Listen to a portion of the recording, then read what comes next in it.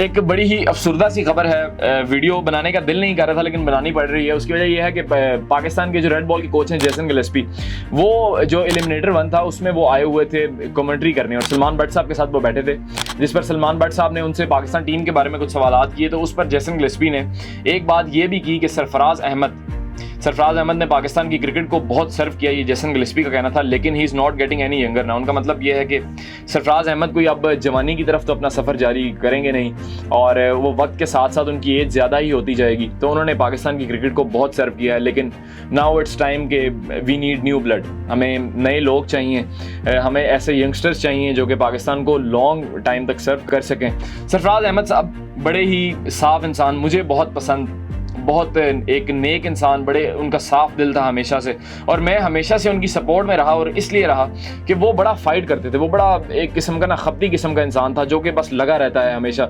बहुत से प्लेयर्स हम देखते हैं कि टीम से बाहर होते थे, वो टीवी चैनल्स पर बैठ जाते थे, वो अपने सोशल मीडिया पर आकर पीसीबी के खिलाफ कैंपेन्स करते थे, लेकिन सरफराज अहमद एक ऐसी शख्सियत जो जब भी टीम से बाहर हुए वो कप्तानी से गलत हटाए गए। हालांकि वो बड़े रिस्पेक्टेड कप्तान थे और बड़े रिस्पेक्टेड इंसान भी हैं, और वो इस वजह से हैं कि जब भी वो टीम से निकाले गए, जब भी उनकी परफॉर्मेंस डाउन होती थी, वो वापस डोमेस्टिक में जाते थे। उन्होंने कभी इंटरव्यू नहीं दिया, कभी सोशल मीडिया पर नहीं आए, वो अपनी डोमेस्टिक में जाते थे, सिंध की तरफ से खेलते थे या जो भी डोमेस्टिक में टीम अवेलेबल होती थी उनकी सिलेक्शन के लिए, तो वो वहाँ जाते थे और परफॉर्म किया करते थे।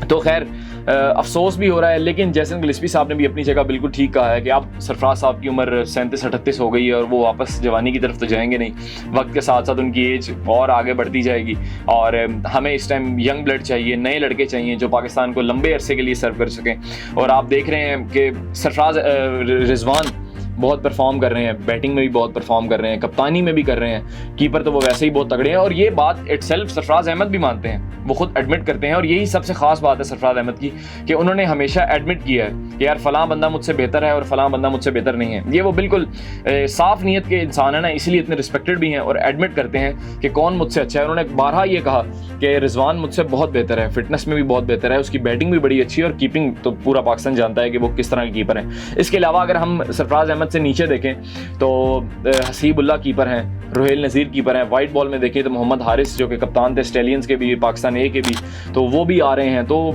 जेसन गिलेस्पी अपनी जगह बिल्कुल ठीक है, लेकिन सरफराज 2017 में उन्होंने पाकिस्तान को चैंपियंस ट्रॉफी जितवाई सरफराज की कप्तानी में। अगर T20 में देखें तो हमने 9 कंसेक्यूटिव सीरीज जीती जो कि इटसेल्फ एक रिकॉर्ड था। हम T20 में पहले नंबर पर आए, हम 8वें नंबर की टीम होने के बावजूद हम चैंपियंस ट्रॉफी जीते। ये सिर्फ और सिर्फ इसका क्रेडिट मैं सरफराज अहमद को दूंगा कि उन्होंने इस टूर्नामेंट में हसन अली को किस तरह यूज़ किया, उन्होंने बाबर को थ्रू आउट द कैरियर जब वो बाबर नए आए थे किस तरह उनको बैक किया।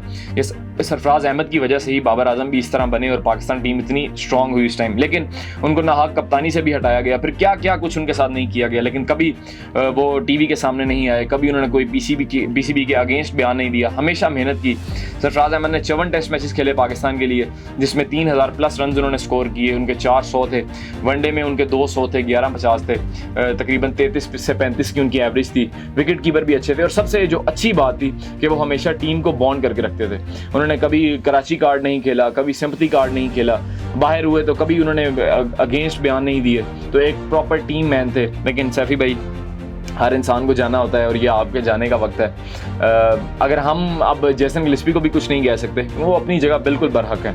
Obviously every team needs new blood, और टाइम के साथ साथ आप अगर चेंजेस नहीं लाते तो आप, जैसे कि हम तो बहुत पहले ही पीछे रह चुके हैं दुनिया क्रिकेट में, हम पहले ही बहुत पीछे रह गए हैं क्योंकि हमने वक्त के साथ साथ वो चेंजेस नहीं की। जैसे हमने देखा कि इंडिया ने पिछले 20 साल में अपना पूरा सिस्टम बदल दिया, Australia time to time changes करता रहता है, इसलिए वो हमेशा से क्रिकेट की तारीख में 50 साल से वो सबसे टॉप की टीम।